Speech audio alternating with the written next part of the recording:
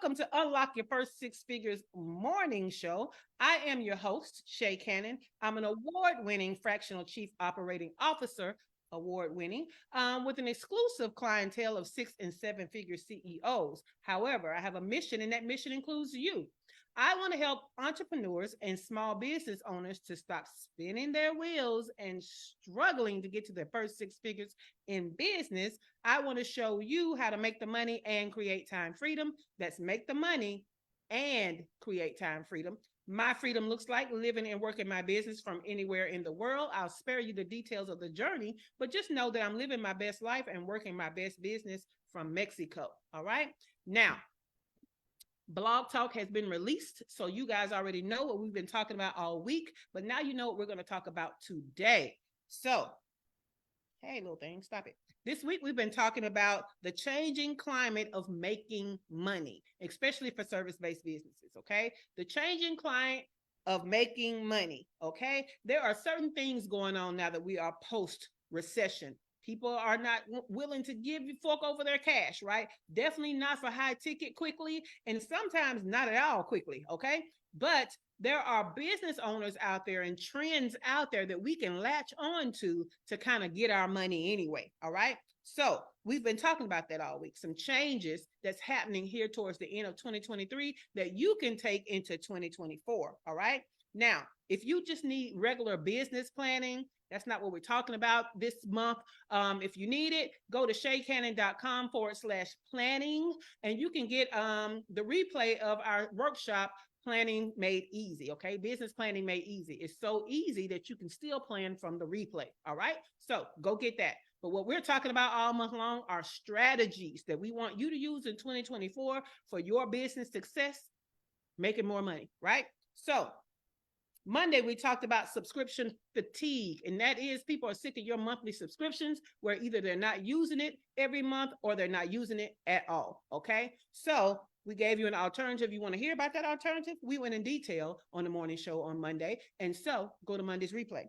Yesterday, we started talking about AI value adds, okay? And how AI is making us more money, either by creating new offers that we didn't have to spend the time to create, or by creating supplemental things that we can use as bonuses for even our high ticket stuff to make them more valuable and more of a no-brainer option. So go to yesterday's replay for that. It was awesome, okay? In fact, we're going to dive deep into AI next week. However, today what we're talking about are data-driven expectations, okay? Data-driven expectations. Now, what does that mean? In the service-based world, what's happening is, especially post-recession, people are not just giving you their money and waiting till your delivery date to see if they're going to get a return on their investment. No, what they want now is they want to know what are the key performing indicators, the KPIs, that your service is going to be a success. How do I know? You know what I'm saying? How will I know that your service is a success? I know the transformation I want, but how do I know you will get me there? What are the key performance indicators along the way that shows that we are on track to get me what I paid for? That's what's happening right now, right? And so what's happening is you need to either have a summary of what's going on, a report of what's going on, or a dashboard, okay? A dashboard. So let me tell you how the service providers who are giving dashboards to their clients to follow along with the service to see what the KPIs are, those services are going to reign supreme, okay? So think about it like this. Y'all are tired of paying money and not getting what you paid for, right? And you need a service. You know you need the service. You value the service. You're ready to pay for the service. But you're kind of hurt from other service providers, whether it be in the same thing or different things, right? So if you were hunting for a service provider and one provided you with a dashboard to follow along to make sure that you're getting what you paid for and one did not, who would you be giving your money to? Yeah, that's a no-brainer, right? The one with the dashboard, the one with a report. If you can't do a whole fancy dashboard, then you can do a report, right? So depending on how long the service goes, you might do a weekly report, you might do a bi-weekly report, you might do a monthly report, and please, for God's sake, do a monthly and a quarterly report if it's a year-long thing, okay? So now that I have you thinking differently, okay, I want you to start thinking, number one, what are the key performance indicators with the service that I provide? Okay. What are the key performance indicators? Because again, we know what transformation they want, but what does success with your service actually look like? Because sometimes our service doesn't get them the actual transformation. Sometimes our service positions them for the transformation, right? They're better able to get to the transformation with our service than without. So you need to start thinking about these things, because let me tell you how I had to understand that my course, my level 1 course, was all about the framework, right? It was about the framework, but I didn't understand that until after my beta. And I realized, oh, the time I spent with you for this beta course is not enough to get you to your first 6 figures in this time. But what I have taught you is I have positioned you for your first 6 figures by teaching you a framework that if you follow it, you will get there, right? So that did 2 things for me. That helped me to get the correct type of testimonials, because there was no testimonial of somebody who had gotten their first 6 figures with just my beta, right? Now they have gotten all kind of value. They were raving, they were different, the business was different, they were making more money, but it wasn't 6 figures, right? So me understanding what were the key performance indicators of that course helped me to understand, oh, you graduate when you understand the framework and you can create your roadmap from that framework. So now when I'm talking about my level 1 course, I tell you that's what it is. I don't tell you you're going to get your first 6 figures. I tell you you're going to learn the framework to get to your first 6 figures. Now, what that also did was it opened up the opportunity for me to create my level 2. Because what we know is roadmaps are not enough. In the words of Mike Tyson, okay, everybody got a plan till they get punched in the face. Okay, so the plan is not enough. It positions you, but it's not enough. So my level 2 is I'm going to walk alongside you as you work this plan to help you course correct, right? Block you from getting punched in the face. Okay, put the Band-Aid on your face, whatever we got to do so that you stay on the road to the first 6 figures. So I help to walk you to your first 6 figures in my level 2. So do we understand how the transformation is the transformation, but your service may position them for the transformation and not get them the transformation? We have to know the difference, because people are getting more savvy and catching you in your words, and they are applying trust where the words make sense. Okay. If you have a 6-week course and you talking about getting somebody to 7 figures in 6 weeks, they already know you are lying, right? It doesn't work that way. If you could get $1 million in 6 weeks that easily in bulk, okay, at scale for many people, it would be way more millionaires out there, right? So what they're doing is that like, know, and trust is being destroyed by your messaging being incorrect because you don't understand your key performance indicators. All right. So think about the transformation you are helping your people to get. Think about, are you positioning them for that, or will they definitely get that? So that your messaging is correct. But also, if you're positioning them for that, what does that look like along the way? Okay. If you are actually getting them to that, what does that look like along the way? Okay. Now, let me give you another example. One of the dashboards I have in my course is a revenue dashboard. I can't say I'm helping you get to your first 6 figures and we're not keeping up with your revenue. Okay. Another one of the dashboards in my course has to do with marketing and sales, because what we know is without marketing and sales, we're not going to hit the revenue. So I have to keep up with all of that. Right. So what dashboards, what numbers, what key performance indicators can you look at to see what the progression is to them hitting what you promised?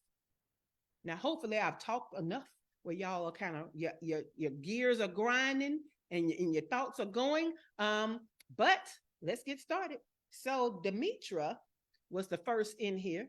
I know she's driving, but also I also know she comes from a background of schools who keep key performance indicators. And so this may be a little easier for her to answer. So Demetra, what are your key performance indicators and how can you create a dashboard for your service clients? And Demetra is driving, y'all, so it may take her a moment to unmute. No, okay, can you hear me? Can you hear me? I can. And Okay. Heather trying to cheat, Demetria. Heather trying to cheat. She tells me, I'm looking forward to learning from everyone's responses today. We looking forward to your answer, ma'am. Okay, Demetria, go ahead. Okay, so here's my response. I don't Okay. have a damn clue. I don't know. I don't know. So when you're saying dashboard, in my mind, I see a computerized like dashboard that's maybe giving them some hits of dopamine and encouragement to continue on. But Okay, so that's I'm a at good a loss. point. That's a good point, Demetria. So what do I mean by dashboard? It could be a computerized thing. It could be the dashboards that I use are Excel sheets that actually have pie charts, line charts, and that type of thing attached to the data that you input. That could be a dashboard, right? Okay. However, everybody doesn't have to have a dashboard. How are you reporting what the KPIs are? So what are the KPIs and how are you reporting them? Having a visual dashboard is great, but as long as you are reporting the numbers to your clients, that's what counts the most. Okay. So thank you for clarifying that. Yeah. So mines are done anecdotally. Okay. For the students' weekly reports on how they did in that particular session. However, if a parent needed data from, let's say, vocabulary or their increase of speed of words and reading passages, I do have a dashboard that will allow me to print the report to the family so they can see it. So yes, I do have that. But as I move also to providing products, I'm going to have to think of a way of showing the families, showing the parent, because the product would be for the parent, on how they are making progress. I still have Teachable. Mm-hmm, mm-hmm. So I think there may be something in there that I may be able to use. I just have to look. Yeah. Or I can create that then is loaded into their module or something. Love it. So let me ask you, Teray, do you feel like you're ready to answer the question, or do y'all want more information? I feel like I'm ready to answer. Okay, Teray, let's go. But I'll also take more information for $500. I know. That'd after Teray, we're gonna get more information, but Teray is ready. Heather. All right. So I feel like in order for me to craft a report or a dashboard for them, because they need to. How about do this? Tell people what your business is. Tell them what key performance indicators that you are going to track, and then talk about dashboard. Thank you. But start with what you do so that people, when you're giving your background, people understand what you're talking about. Okay, so I'm a dating coach. I give tips and tools to women who want to be married.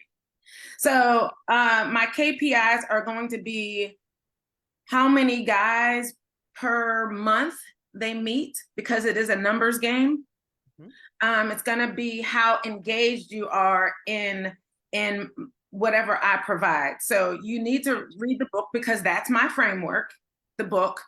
Mm-hmm. You need to be in the group, because you're going to get tips and tools and motivation from that. And you need to attend the sessions, because there's going to be coaching and guidance in there. Mm-hmm. If you're only trying to meet guys without all the things, so you have to do all the things, you have to be consistent. Gotcha. Now, Teray brings up a great side that I was going to bring about later. However, key performance indicators are not just on you. They are also on your client, right? What are they doing or not doing to help themselves get the results? So you put that in the dashboard also. It's not mm-hmm. just what you're doing. It's also what are they doing or not doing, right? Because what we know is Dr. Tachi is here because we are not doing something, but we're giving it to her this week. I don't know. Look, she here just staring at us with the pretty red lipstick. And so the metric is, did we get it to her? Because she can't do what she got to do until we get it to her, right? But you still need to have metrics for yourself, right? Because before they ever join to get metrics on themselves, they need to know about what your metrics are, right? So what I want you to think about, Teray, oh, side eye from Dr. Tachi. Y'all see that shit? Okay. So Teray, look, I don't fuse in Dr. Tachi and Teray. Teray, You need to be trying to, like, what are the phases of your framework and how do they graduate from one phase to another? And how do they know they're successful within the phase? That's how I want you to think about your key performance indicators, right? That's how I want everybody to think about their key performance indicators. But let me give you more information, okay? Because the key performance indicators could be, are you giving them data to make good decisions, and are the decisions good, right? So that could be something for you, Teray, right? It could be like, if it's technology, nobody here really works in technology. However, it could be, does the tool that you created do what it's supposed to do? Okay, that could be a framework too. But does the tool that you created in technology do what it's supposed to do? Let me tell you how I want to give ChatGPT an A+. Okay, can't give them more credit. So that tool is doing what it's supposed to do and more, right?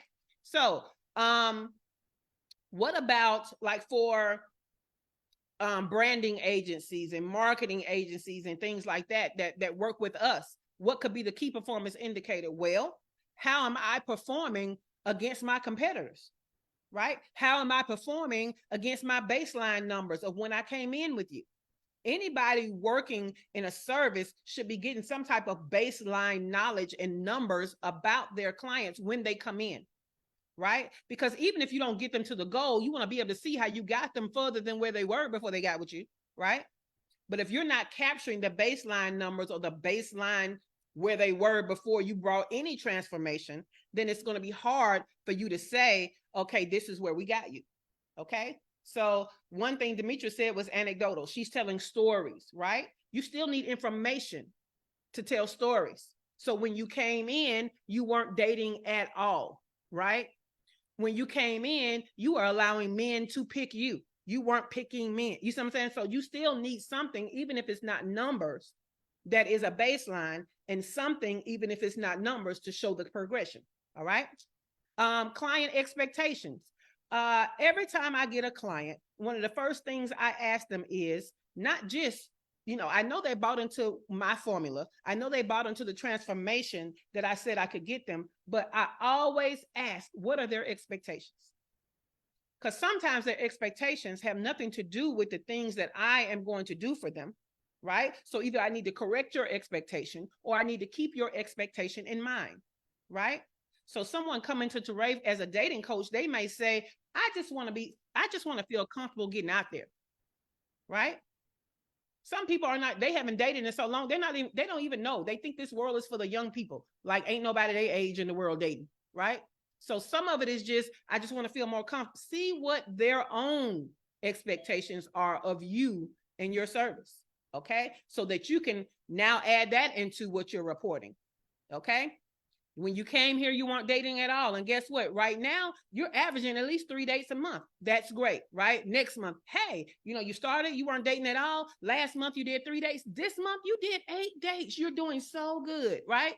That's numbers in it, but it's really still anecdotal, right? Okay, so client expectations, that's very important. Accountability and performance. This is what Teray was talking about, right? How are they performing? Are you holding them accountable to their part? Okay, let me tell you how I love to add into my report what they didn't do, because they love to tell you where they not at, right? So I love to tell them what they didn't do and why that's a part of why they're not where they need to be. Okay, so I love people who say, I want to make more money. And I say, okay, then we need to create more marketing relationships. And then they get quiet because what? They don't want to go live. They don't want to create content. They don't want to do nothing. Oh, the sales just going to come out the sky, I guess. I don't know, right? So performance and accountability. Okay. Sometimes it's about not just your framework, but how did you customize and personalize it for the particular people that you're working the framework for? Let me tell you how I cannot stand. Okay. And I do mean cannot stand a coach, an expert, whether it's a service provider or whatever, that has a cookie cutter framework and they are smashing that cookie cutter into you, trying to get you to be shaped like their method. If your method ain't for everybody, say your method ain't for everybody. Okay. That's number one. Number two, if you only know a method and you're not an expert at the industry, say that so that people can understand, oh, your method is not for me. It's not that I'm not good enough. right? It's not that I'm never going to be successful if I don't do it your way. It's that your method is not for me, right? So when you have these frameworks, make sure that either you can cater these frameworks or that in your messaging, you let them know you're an expert at this framework only, right? Okay, I'm gonna get off that high horse. Okay, market research support. What does success actually look like on average? Some of us are too hard on ourselves. Some of us have clients that are too hard on us, but what is the litmus test for that? Well, what does the average success rate look like, right? So we need to know that. What does the average success rate look like? How often does the average person date to get to marriage? Okay. Yes, it's a numbers game, but how do I know if we're doing more or less than the average if I don't know the average? So that's something y'all need to consider. Okay. Regulatory compliance. That might hit a few of us. Dr. LaFera might have some regulatory compliances because she has products. Demetra might have some regulatory compliances because she's working with kids and they're working up against, we're going to say government control education milestones. So that might be a thing, right? Dr. Tachi might be working with some compliance because she's in production with an entire network, right? And Dr. Tachi don't do our little fucking video shit, right? Dr. Tachi do cinematic stuff. So that cinematic stuff might have some compliance to it. So think about those things, right? Heather does editing. She's going to help you get published. It might have some compliance thing from the publishing industry. So think about, is there any compliance or regulatory things attached to the service that you provide? Okay. It's obvious in certain industries, like if Auntie Shaky was here, you know, it's obvious in insurance, right? It's obvious in finance, period. That's why to even work in finance, you're going to work in finance and not even be the subject of the finance, but they still check your credit, right? So there are certain regulatory and compliance things going on with some services, all right? Operational efficiency. That hits me more than anybody, right? So I need to know, benchmark, where are these companies at when I come in? And I need to keep up with how efficient I'm making their business, right? So there are KPIs associated with efficiency. Okay, so if efficiency is something that if you're claiming that you're going to save people time or money, efficiency is what you're claiming. So what are the KPIs associated with that efficiency? Okay, and then of course there are case studies and success stories. We're going back to Demetra's anecdotal KPIs. Okay, what does success look like? So what Teray has to battle is people talking about it was love at first sight and they've been together 50 years. What we know is that's the exception and not the rule. Right? So make sure you know what the exception and not the rule is surrounding your service. So again, we are talking about knowing the numbers and being able to give the service, our clients, this is the word I'm looking for, being able to give our clients a way along the way of the service to know that we are being successful, to know that they are getting a return on investment before the end. Okay? Because again, people, they're holding their money close. Okay. Now, what I'm telling you is this is the trend. This is what's coming into fruition, right? So if you can get ahead of it and you can start supplying dashboards, or if you don't want to do be bothered with a pretty visual something, at least report the numbers. Okay. Report them often, as in routinely, weekly, bi-weekly, monthly, quarterly, and yearly, right? You should have all of these numbers to show to your clients, to show that you have been getting them progress all along. So if you get ahead of the trend, then when people are picking service providers, they're going to pick you who's given a dashboard or a report over somebody who gives the same service, does it just as well, or maybe even better, but they want proof of better. Okay, so that's what's going on. And with that, Heather, we've stalled long enough. Okay, tell the people what your service is. What are the KPIs or the numbers or whatever is associated with success, and how are you going to report them to your client? Good morning, everyone. I don't appreciate the poking, but that's okay. Mm-hmm. So I have two programs, two primary services rather. I have my 8-week writing program, which helps authors start and finish their books, the ones that have been living in their heads and rent-free, and not making them any money. So the program helps them start and finish and here's where maybe knowing this at the front, only 4% of people who, and this is obviously self-reported numbers, according to the publishing industry, but only 4% of people who say they're going to write a book actually do it. And so if you want to be part of that 4%, or be not part of the, if you want to be not part of the 96%, you can join this program, and through guidance and community, you can finish your book. And then I also edit so that your book is as perfect as we can get it before it goes to publishing. So I don't currently have a dashboard, but the KPIs I think are checking, because I have weekly writing sessions, is checking in with the authors on a weekly basis. Like, how are you doing? Where are you in your book?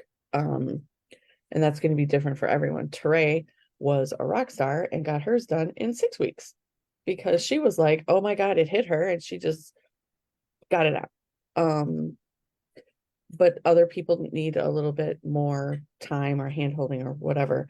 I'm not really sure how to put a dashboard around that. So I will tell you what comes to me immediately is, we move faster when we have goals, right? Mm-hmm. So maybe your dashboard for them is how many pages or what's the word count, right? I don't like word counts because I can't reference that. I use pages, but you use word count. So maybe it's, if we want you to have a book of this many word counts, at least by the end of this program, then we're going to divide that by the weeks of the program. And so that's your word count KPI. Like, have you gotten to that many words in your writing? That could be one. Okay. Yeah. Because what I tell them is that at the end of the program, you'll have essentially a 10-chapter book. It'll be an introduction and some type of conclusion, even though we don't call it that. And then 8 solid chapters in the middle. And so every week you should be writing at least your first chapter, or a chapter a week, whatever that looks like. That but should let me be. ask you this. It's 8 weeks? Yes. Okay. So that's 10 chapters. Correct. They do have to do some writing on their own. Okay, cool. So maybe what it is they need to have a chapter a week. Yeah. Yeah. So I like that. Okay. Okay. Or a chapter and a half, however you want to do it, right? Okay. But basically, without the introduction and without the conclusion, that body of the book is what they're going to need the most help with. Yes. And so maybe that's what it is. Teray, as a former client of Heather's, did you have some input? Please. Yeah, so what I noticed whenever I was in Heather's writing program is that we would meet on Tuesday nights or something. It would be like, okay, she would break down what we need to work on. She'd motivate us, and then we'd get off the call, and then there would be silence. So we have to rely on ourselves to be motivated enough. And so I would just like, the reason why I got mine done is because I actually looked at my calendar, moved everything out the way. I was like, this is what I'm doing. So I guess my suggestion is to maybe have even email prompts, you know what I mean? Or you know what I mean? Mm-hmm. No, that's good. You know what I mean? Because, Tuesday you're all gun ho, and Wednesday you're like, this happened and life happened on Thursday. So Friday you might need some check-ins. Like, okay. What are your plans this weekend? Are we, this book is important. This is priority. Let's put aside an hour today to do some writing. Like, you have to break it down, because those of us in your group, we're toddlers. We needed the stroller and everything. You know what I mean? Okay. So, yeah. And then what would happen is next week, we get on the call and everybody's like, I didn't write anything. You know what I mean? So okay. Yeah. Thank you. Input. Thank you, Teray. All righty. That was great. Dewana, you like to tell people how to eat good food. What are our KPIs, right? Is it weight? Is it like, what is it? Do they feel good? For me, it's never gonna be weight, because whatever. But do I feel good? Do I feel energized? Was I able to, do I feel like I had enough fuel to do what I needed to do? Dewana, I don't know if look at you unmuted. What are your KPIs, Dewana? It took me forever to figure out how to unmute. I hate this stupid phone. I tried to stall. Thank you. This is why you are the queen. Yeah, for me, mine is always going to be how their metabolic rate is. So if you started out and you had high metabolic issues and you are now starting to feel better. You're coming off of some of your medicine, you're losing weight. And I mean, those are the stories I hear from my clients all the time. So Awesome. it's really just a matter of, yes, I have more energy. Yes, my blood pressure is down. Yes, my blood sugar is under control. Yes, my high cholesterol is coming down. And the clients that I've been working with them for a couple years. And one of my clients, she has lost, she looks amazing. When I first met her, she had rosacea in her face.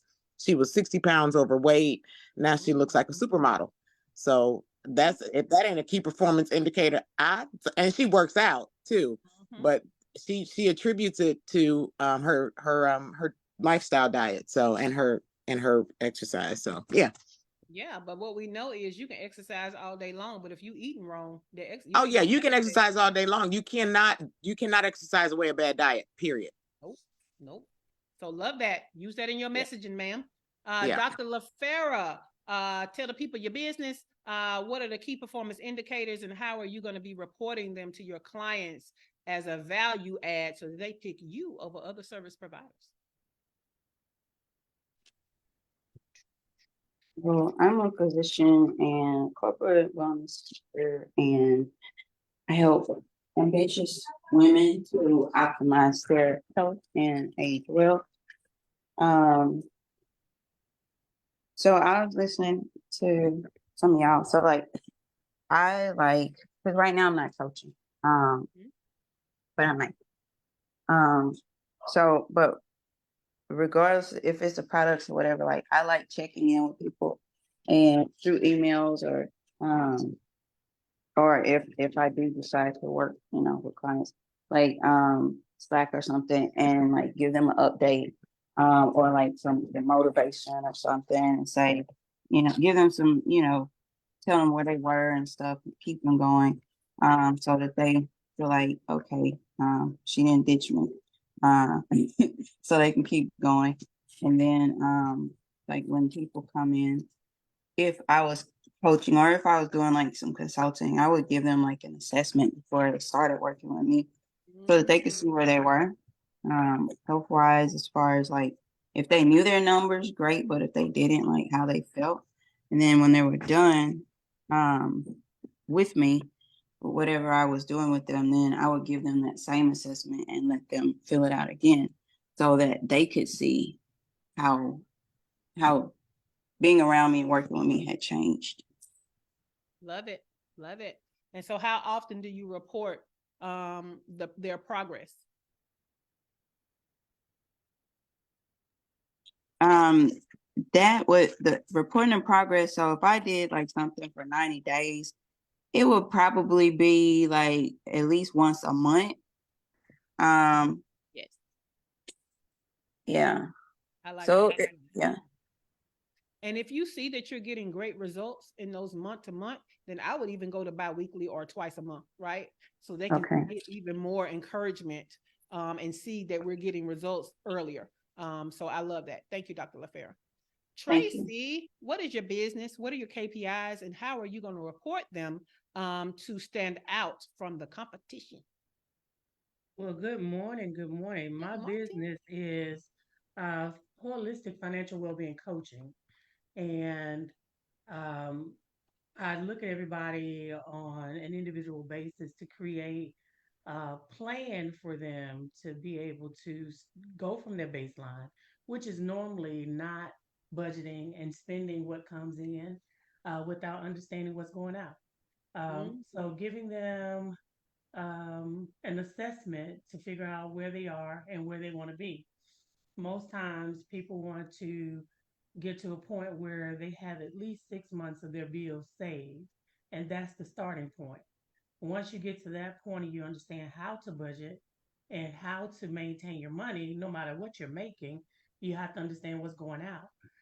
Then you can go into investing, but we got to get the foundation set. So that's my expertise is laying a strong holistic foundation, not just about the money, but about your mental state, your physical, your relationships, your time, and everything that you're looking at. Because wealth, again, is not just about the dollar, but it's about you as a whole person. And so when I look at the KPIs, I have that starting point of the baseline to see where you are and what you need help in. And then when I look at how you're growing, if your end result is to have 6 months saved, if your end result is to give yourself a raise through budgeting, if your end result is to be debt free or to understand how to maintain your funds better so that you can start a business or become a homeowner or whatever that looks like, then we now have your goals set. And now we break that down as to what that's going to look like, how long it's going to take us to get there. And then each month we look at where you are. I am going to break that down to now every 2 weeks because when you give somebody a month and you give them a game plan, a lot of times they wait until the day before they meet with you and they haven't done anything. So I've got to go in a little bit more and hold people accountable to let them know, hey, we're here. I love giving them a report and giving them the dashboard. So that is something that I'm going to implement because I've been doing emails and text and phone calls, but nothing tangible in hand to say, hey, these are your goals. This is your personalized dashboard. This is where we've set it up. This is what you committed to, not what I told you to do, but this was your commitment. And so now you have to hold yourself accountable. And if you don't do it, it's on you. So how do you value you? And in valuing you, where do you want to be? Because if we need to shift these goals, then we can. But it's right here on paper, and this is where we're going, and this is how we're driving the bus. And either you're going to get on or get off, but you don't get a refund. Love it. Love it. All right. It was a lot in there for all of us, right? A lot of example. So thank you for that, Tracy. Dr. Tachi, tell the people what your business is, what are the KPIs, and how often will you be reporting them to your clients so that they know that you are standing out from the crowd? You said me, right? Yes. Okay. The one and only, Dr. Tachi. Thank you very much. So going back to kind of what you were talking about, if we're talking about the network now, Yes. and you could tell me if this is correct. Okay. I'm seeing the key performance indicators as being viewers' eyes on the programs. And obviously those types of things, because we're distributed in a number of different ways, obviously we will get some data from Roku, but also because it's going to be distributed through social like YouTube, etc.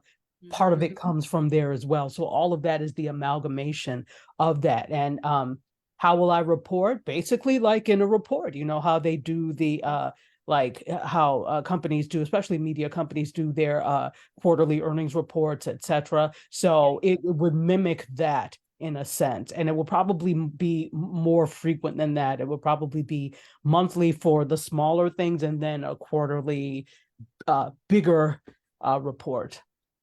Yeah, I love that. Now, the crazy thing is, Dr. Tachi, you kind of have three different clients, right? As the network, you have the viewers, you have your creators, and you have people who are going to advertise with you, right?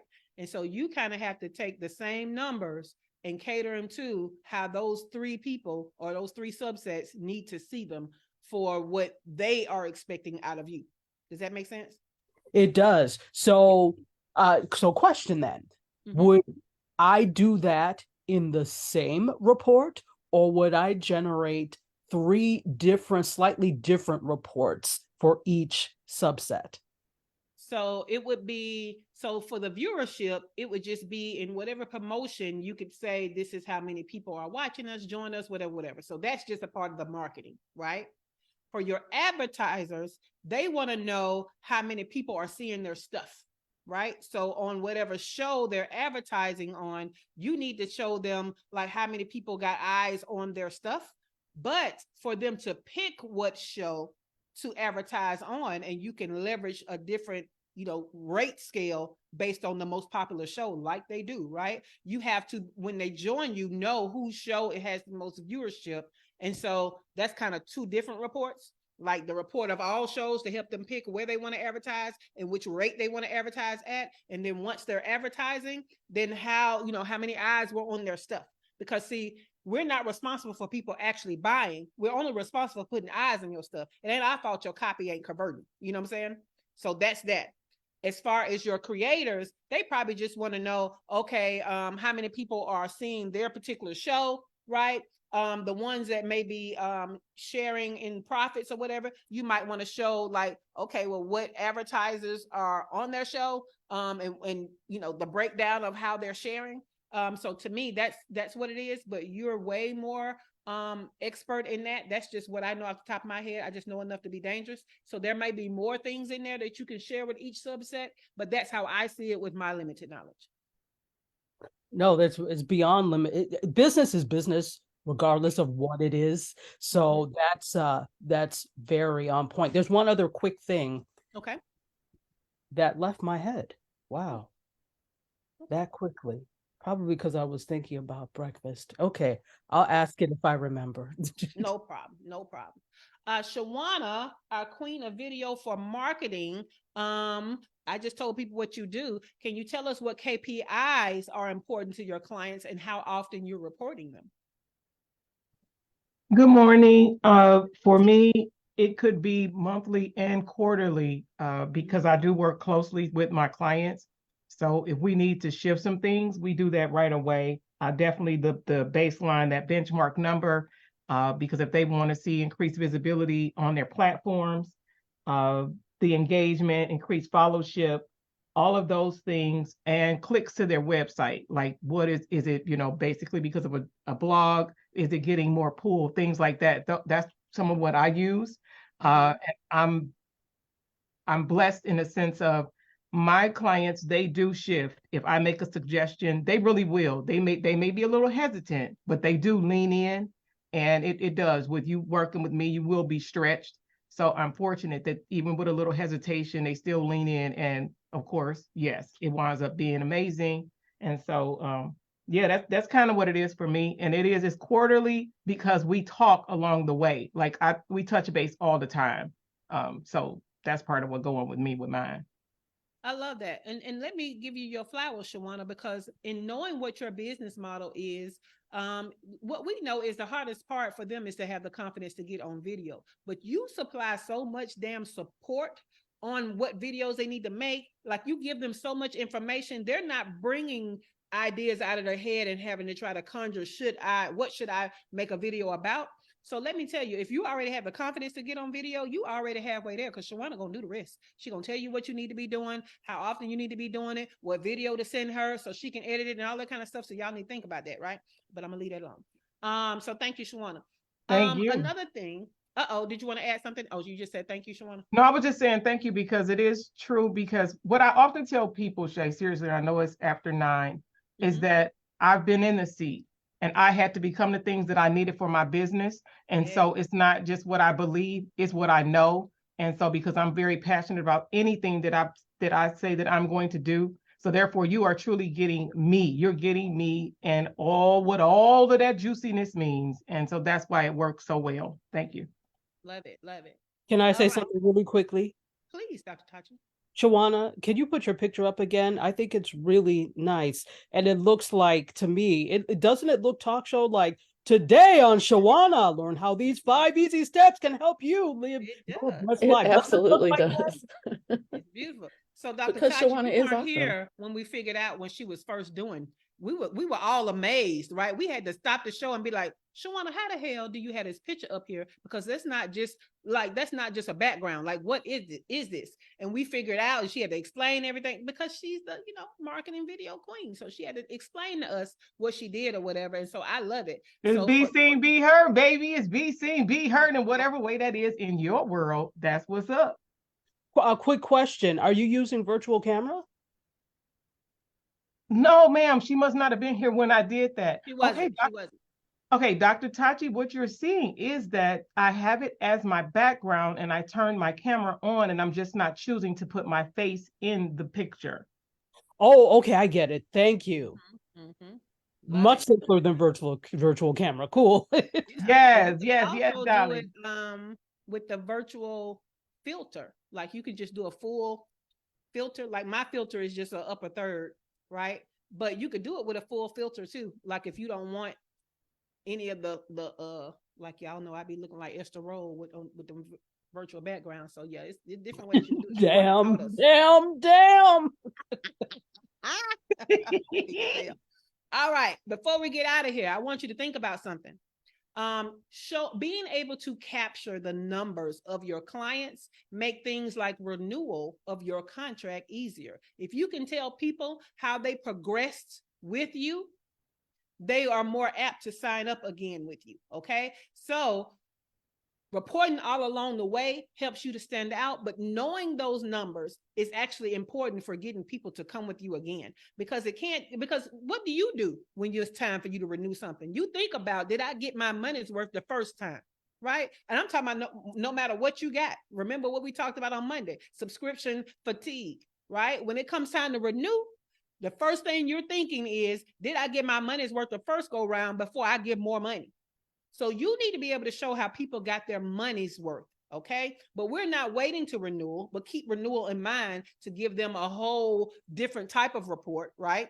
But all along the way, be able to show these people how they're progressing with your service, okay? Because that's going to help you to stand out.